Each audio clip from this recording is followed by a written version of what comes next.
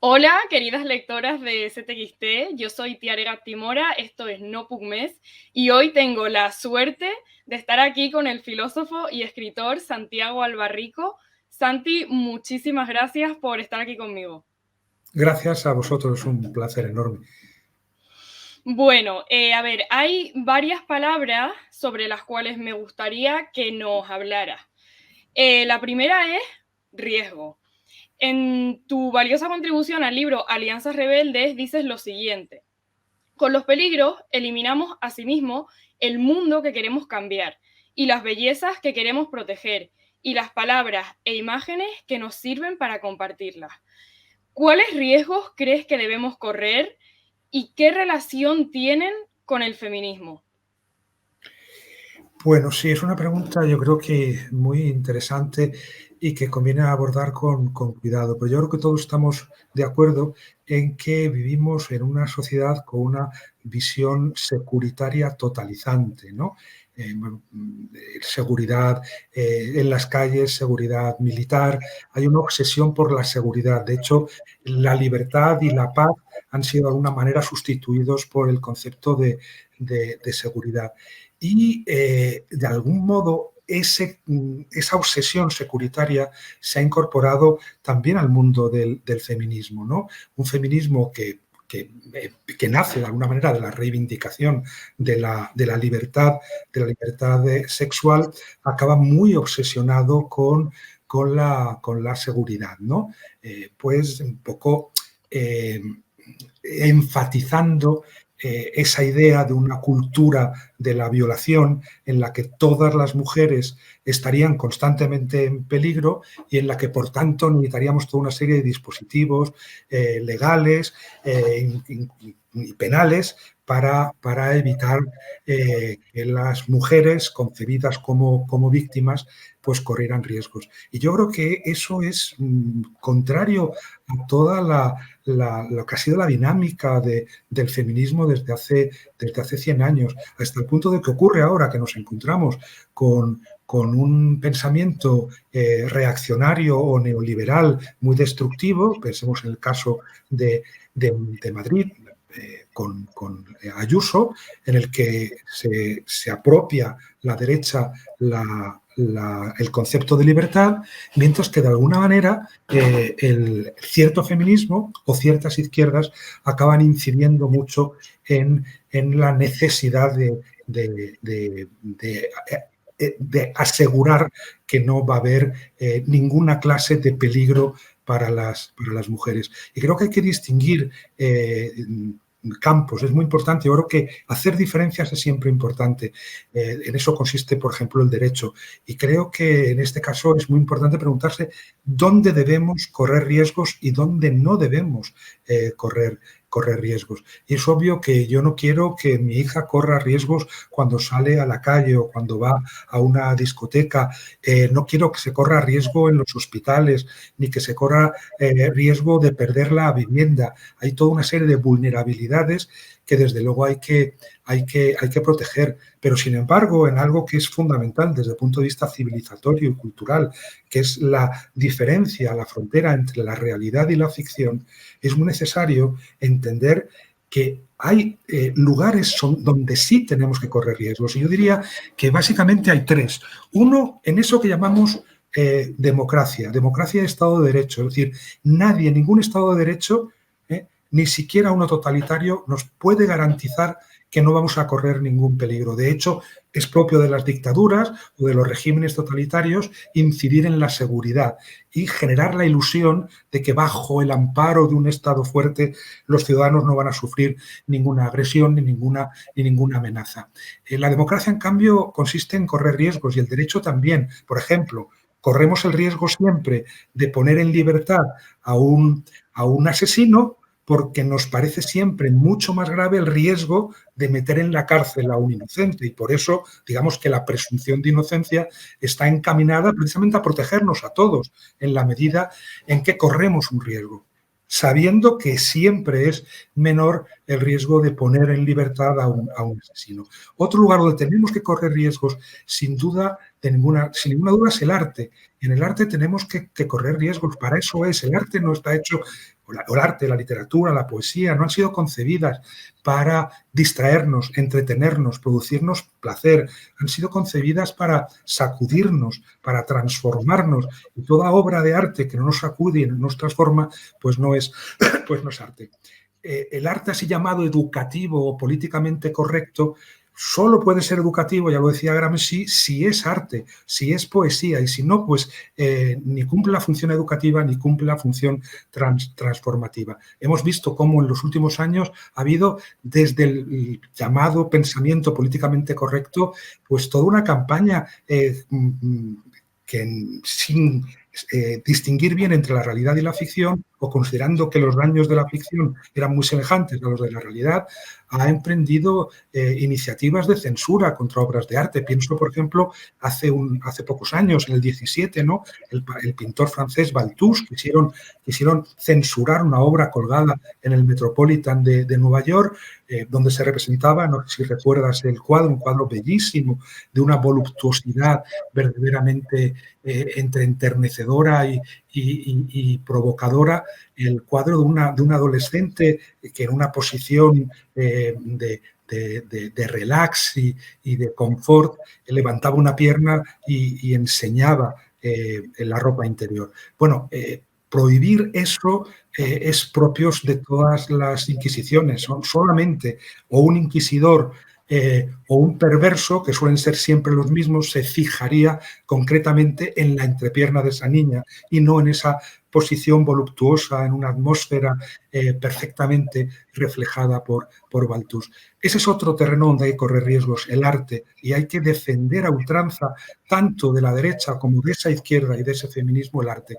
Y el otro yo creo que es el sexo, la sexualidad, y haré. Yo creo que no podemos concebir un deseo que no nos exponga. O sea, el deseo nos expone al otro y nos hace vulnerables frente al otro. Por eso es peligroso y por eso, sin duda, pues es un terreno muy propicio para el abuso, para el exceso y para el daño sobre el otro. Pero si no recordamos que el deseo, de algún modo, en la medida en que deseamos y somos deseados, nos estamos exponiendo no solo a la mirada, sino también al cuerpo del otro, que de alguna manera aceptamos que hay una tiranía corporal del otro en el deseo, pues hay que olvidar cualquier forma de liberación sexual. Si pensamos en un deseo puro, despiojado, descontaminado, en un deseo que por un lado sería enteramente pasivo, que sería solamente el deseo que respondería a una interpelación del hombre, por un lado, y además pensamos en un deseo sin dolor, en un deseo sin turbación, en un deseo sin dependencia, pues creo que sencillamente estamos renunciando a la sexualidad. Y por eso yo decía en mi contribución a ese libro que había un cierto peligro puritano en esta reivindicación de un deseo puro. El deseo es dolor y hay que gestionarlo siempre con dificultades en un mundo en el que el dolor desiderativo o el deseo doloroso del otro puede ser una amenaza, pero del que dependemos también para gozar, para disfrutar de esa experiencia que yo creo que debería ser reconocida como un derecho universal, que es la del deseo compartido, del abrazo compartido y deseado. Totalmente de acuerdo con todo, la verdad. Y bueno, paso entonces a la siguiente palabra, que es España. ¿Qué opinas del uso de esta palabra? Has escrito un ensayo titulado así.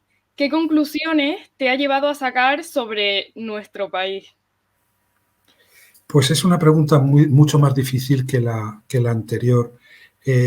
Por un lado, yo escribí ese libro en un momento en que creía estar reconciliándome con mi propio país, después de haber estado fuera, sigo fuera, desde hace más de 30 años, ¿no?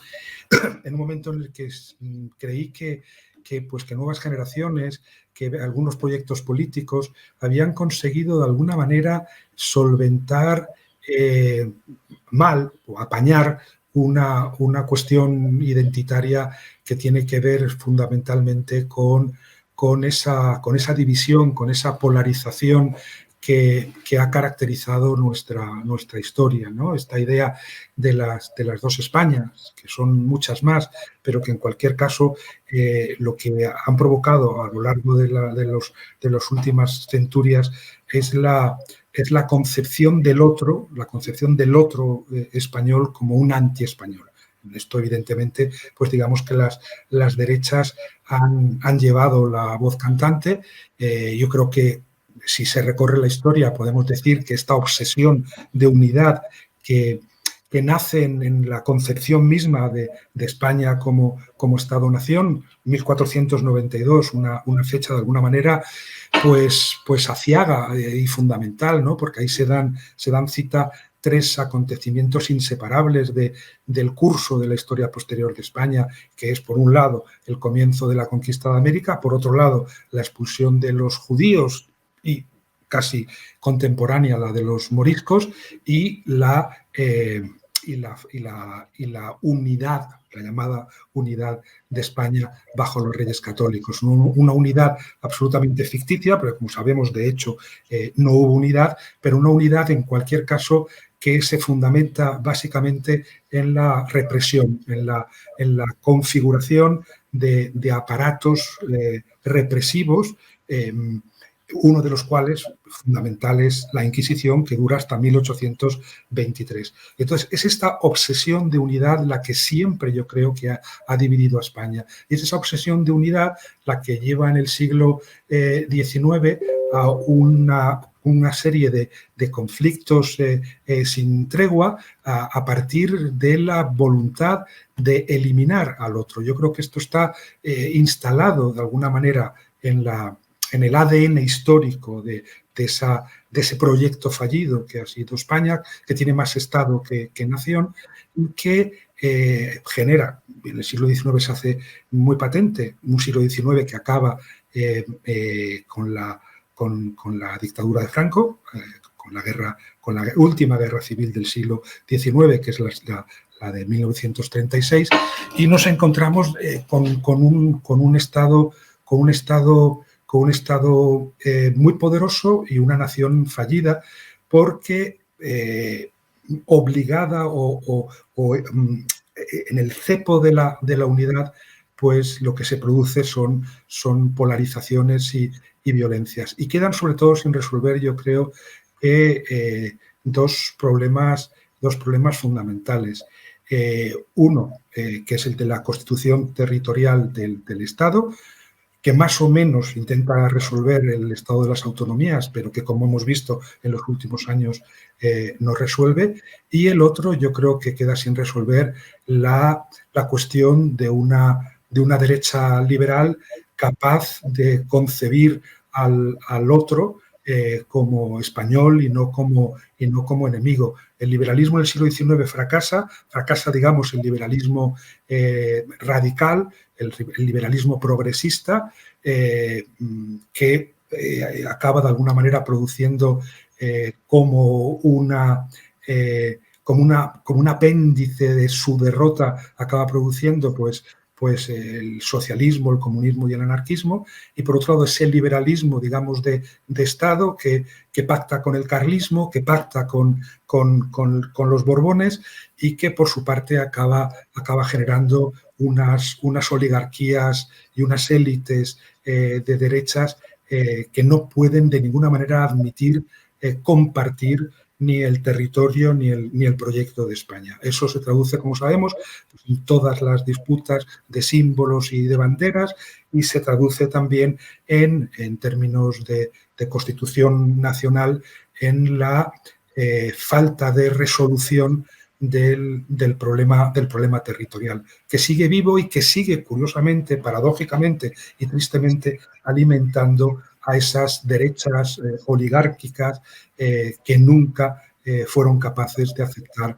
la idea del otro mismo. Yo creí cuando empecé a escribir ese libro que de alguna manera, a través del olvido, y el olvido siempre es peligroso, pues se habían resuelto esos problemas, se habían aparcado. Yo creo que el 15M es la manifestación de una vivencia de España al margen de su historia, por lo tanto, al margen de la historia de la Guerra Civil.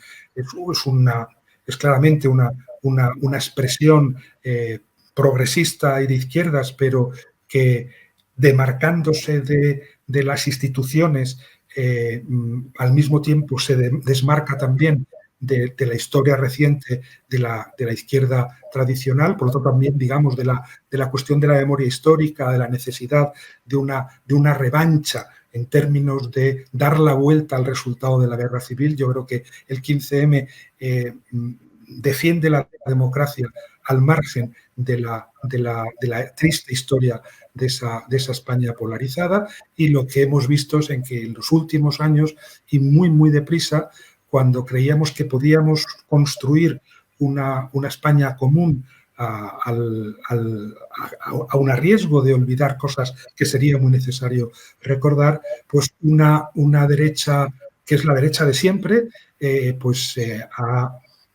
ha reactivado esa memoria y esa polarización de manera interesada, con la clara voluntad de recuperar un poder que solo en parte ha perdido. Creo que es muy evidente la relación que hay entre la emergencia de Vox, la derechización del PP, y la falta de solución al problema territorial y al problema constitucional. En el mismo momento en que la derecha ha visto amenazado su poder, ha reactivado la peor memoria de la peor España, y lamentablemente yo creo que una cierta izquierda también ha entrado al trapo, cuando deberíamos estar huyendo constantemente del marco de confrontación de la Guerra Civil, que es un marco en el que, digamos, dos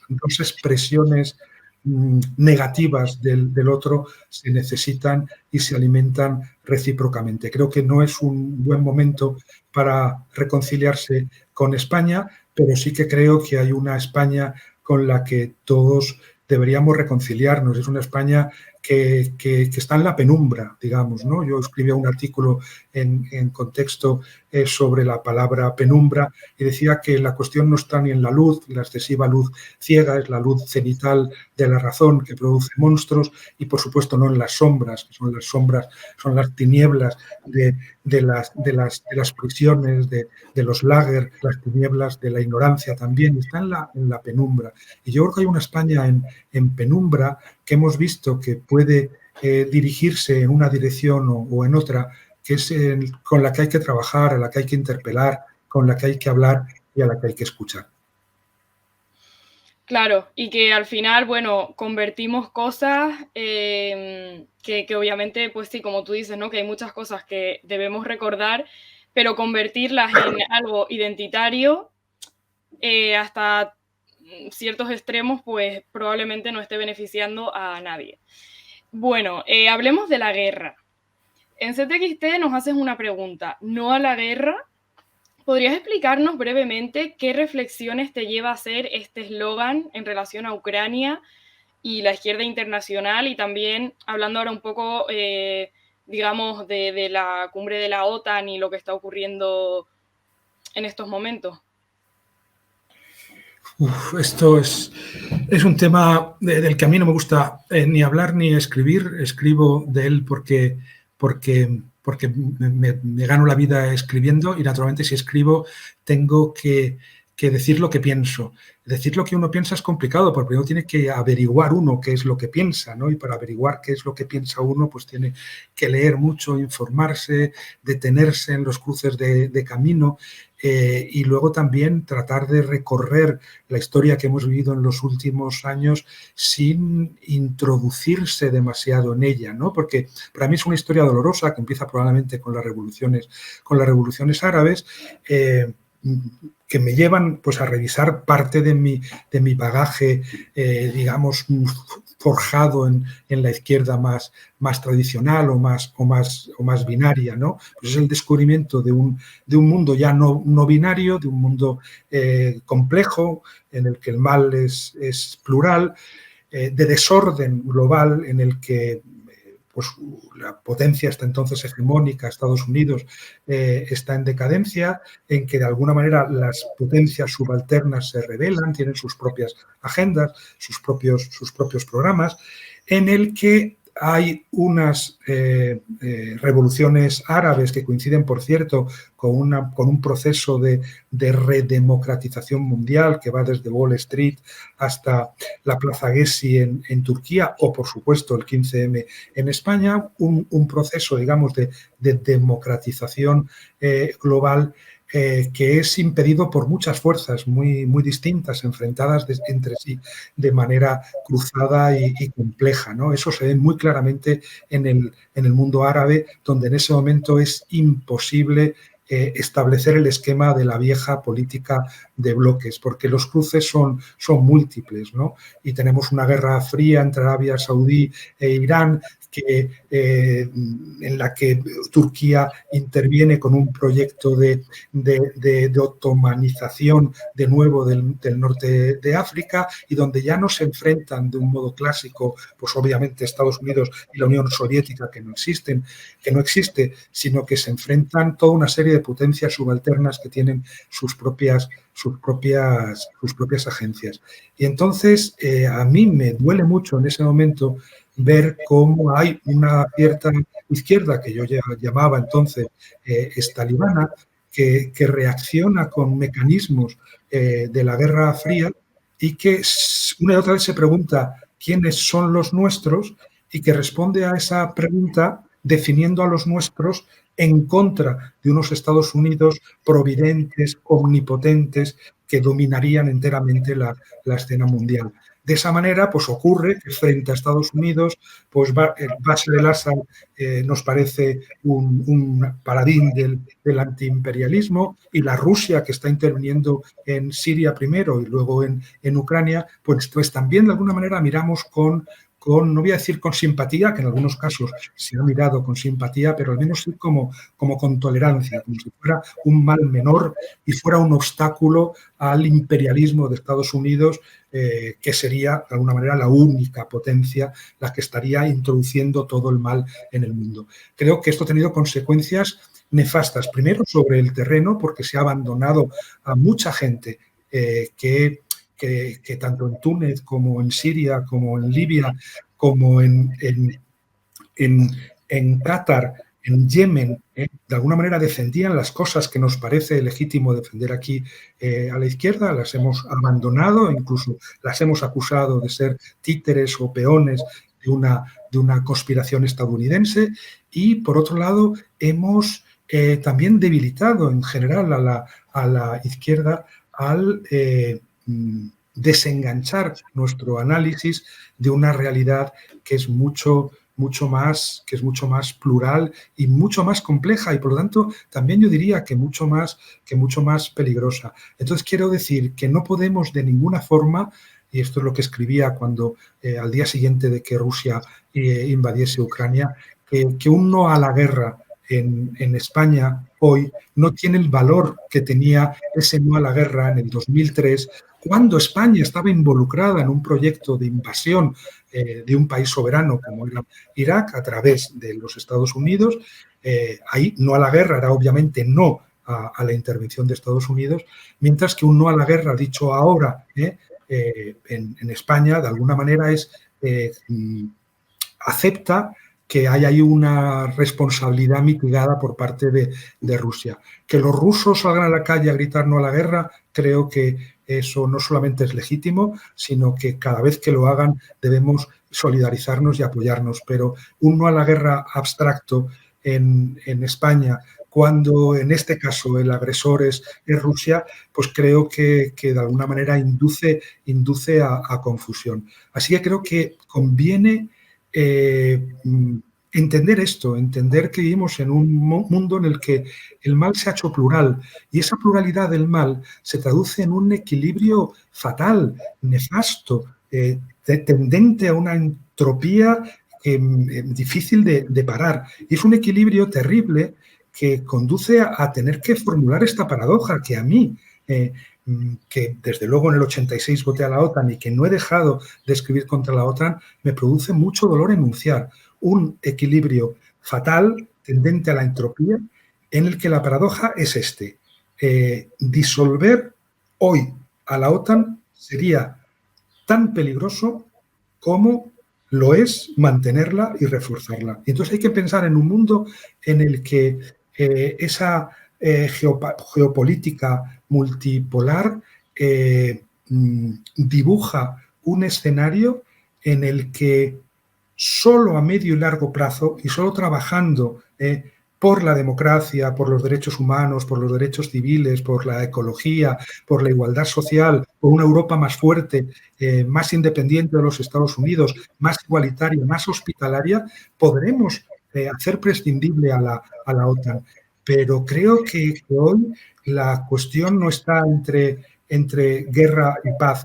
La cuestión se dirime entre más o menos democracia y no es obvio que los avances en ese sentido sean prometedores, más bien se está desdemocratizando el mundo, más democracia, más igualdad, más reparto de riqueza, más independencia y soberanía europea y solo de esa manera podremos asegurar garantizar la seguridad.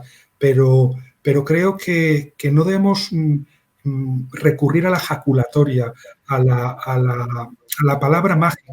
No va a haber ningún abracadabra bien intencionado que de pronto suprima al mismo tiempo todos los peligros y todas las amenazas, porque, como digo, son múltiples, están muy enredados entre sí y ya no vivimos en el universo bipolar de los dos bloques que era muy, muy, muy tranquilizador. Produjo muchísima violencia y muchos muertos, pero era muy tranquilizador. Este mundo de muchas potencias enfrentadas, de un avispero de potencias enfrentadas, con una que sigue siendo hegemónica en términos militares, pero más debilitada, que es Estados Unidos, no es un mundo tranquilizador.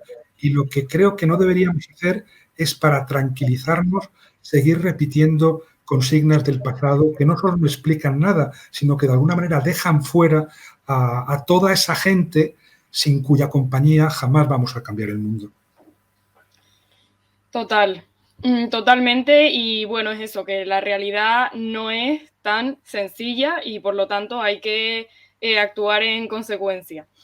A ver, la frase que elegimos desde el principio para describir este proyecto audiovisual es Zozobres del Mundo Unidos. Es tuya, Santi, y de tu columna Zozobra en CTXT. En ella dices: el Titanic se había hundido muchas veces antes de hacerlo en 1912, con ese nombre, y se sigue hundiendo todos los días, real y figuradamente, con otros nombres o de forma silenciosa y anónima, sin musas que canten a sus héroes. Hablemos de la palabra zozobra. ¿Quiénes somos los zózobres y qué podemos hacer desde esa unión a la que anima? Te diré de entrada que me hace muchísima ilusión que hayas escogido esa palabra de mi cuño para de alguna manera convertirla en lema de este programa de entrevistas. Creo que la palabra zozobra es una palabra muy, muy bonita. Yo ahí hablaba de zozobra y naufragio, pues ¿qué diferencias hay? Pero luego acababa en efecto de alguna manera hablando de que todos somos más que náufragos zózobres, ¿no?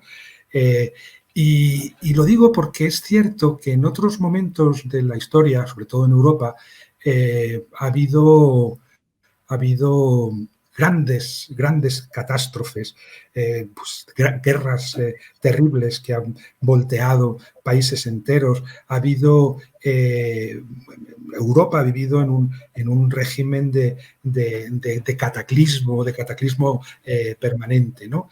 Y por lo tanto, digamos que que Europa a lo largo de su historia ha vivido en un permanente estado de estrés postraumático, ¿no? Las últimas décadas de Europa han sido probablemente las más estables, las más pacíficas y potencialmente las más felices de nuestra historia, ¿no? Y sin embargo es curioso cómo la, el marco capitalista que se ha ido endureciendo, una cosa que contaba muy bien el historiador Fontana, ¿no? Es como realmente el único espectro que ha habido, o sombra que ha habido de socialismo en el mundo, fue en Europa después de la Segunda Guerra Mundial, y en Europa, digamos que hubo socialismo gracias a la existencia de la Unión Soviética, donde no había socialismo, de tal forma que para, de alguna forma, evitar la tentación prosoviética frente a la Unión Soviética, pues se construyó un estado del bienestar que no existía, por ejemplo, al otro lado del Atlántico. Esto va desapareciendo a partir de los años 80. Es curioso que hay un desplazamiento también de la explotación, hasta entonces ceñida al ámbito de la producción, y que ahora se desplaza al ámbito del ocio, al ámbito del consumo, ¿no? De eso que llama un filósofo al que he leído mucho, al que respeto mucho, Bernard Stiegler, muerto hace apenas 2 años, llamaba la proletarización del ocio, ¿no? Digamos que el estado del bienestar en términos capitalistas, pues lo que produjo fue una proletarización del ocio, una proletarización del tiempo libre. El hecho de que, igual que no somos dueños de nuestros medios de producción, tampoco somos dueños de nuestros medios de recreación, de nuestros medios de producción de placer. El placer no es ya nuestro.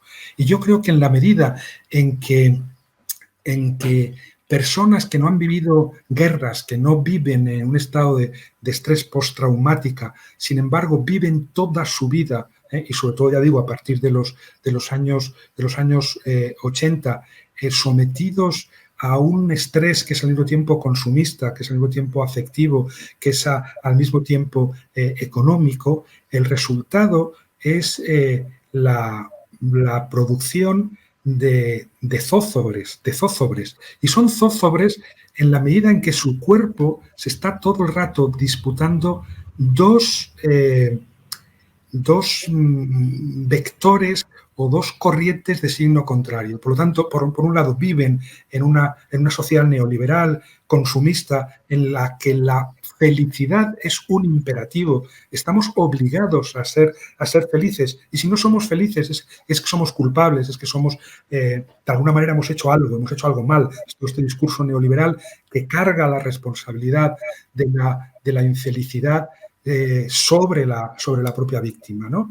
Y hay un imperativo de felicidad. Y frente a ese imperativo de felicidad, yo creo que hay que reivindicar constantemente el derecho a la infelicidad, que es un derecho, por ejemplo, que digamos que las utopías marxistas, y en concreto la mal materializada de la Unión Soviética, de alguna manera prohibía, ¿no? Pues una persona infeliz, y en eso se parecen mucho el estalinismo y el neoliberalismo, una persona infeliz es una persona culpable, que teniendo a su alcance todos los recursos para ser feliz, en el caso del capitalismo, pues desde acceso a mercancías baratas hasta la cirugía estética, pues si no eres feliz es porque no quieres. Creo que hay que no solo desculpabilizar la infelicidad, sino reclamarlo como un derecho. Bueno, pues por un lado está todo ese imperativo, esa presión para que seamos felices, y por otro lado está la erosión permanente de las condiciones mismas sociales de la felicidad, ¿no? Trabajo precario, difícil acceso a vivienda, parejas que no consiguen ni siquiera una cama donde poder realizar ese abrazo compartido. Entonces, ese choque entre el imperativo ideológico, digamos, de la felicidad y la erosión material de las condiciones sociales del bienestar, pues genera toda esa penumbra que citaba antes, que está llena de zózobres, de personas que no pueden ni siquiera compartir su zozobra, todas las cuales experimentan la misma zozobra, experimentan por igual zozobra, pero ni siquiera pueden de alguna manera de alguna manera compartirla. Y el resultado es que yo creo que vivimos en una Europa de zózobres. Y esa zozobra, de alguna manera, también tiene que ver con, por ejemplo, con el crecimiento de Vox o con el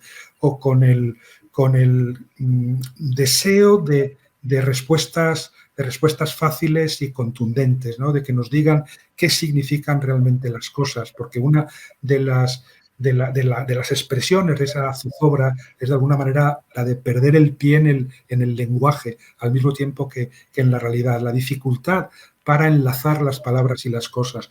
Y bueno, pues es obvio que partidos como Vox o en general la ultraderecha reaccionaria europea, pues a los zózobres les dan respuestas sencillas en términos de explicar el enlace entre las palabras y las cosas. Y por lo tanto, en estos momentos, y eso yo creo que es lo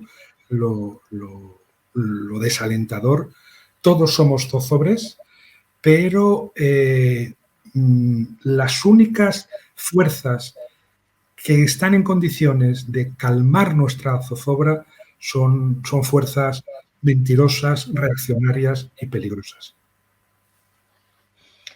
Claro, y hay que dar una alternativa y también que convencer de que existe un sistema alternativo y que esto no es el final de la historia. De hecho, espero que sea el final del final de la historia y que se acabe como ese estar, ese ser zozobres, como tú dices, ¿no? De básicamente estar como en ese espacio en el que sobrevives sin ni siquiera la esperanza de una realidad pues un poquito más utópica, la verdad. Y bueno, Santi, esas eran las preguntas. Yo de verdad animo a todo el mundo a que se lean, por favor, todos los artículos, libros, etcétera, que hemos nombrado. Les dejamos enlaces aquí. Y bueno, y que sigan leyendo todo lo que va diciendo Santiago, porque de verdad que es como esa complejidad y esa también, esa tensión a un poco a lo cotidiano en relación a lo que es el sistema bajo el que vivimos o sobrevivimos, dependiendo de cómo se mire. Y bueno, con esto, muchísimas gracias y hasta pronto, espero, Santi. Pues claro que sí, estaré siempre encantado. Muchísimas gracias a vosotros por el interés y por la atención.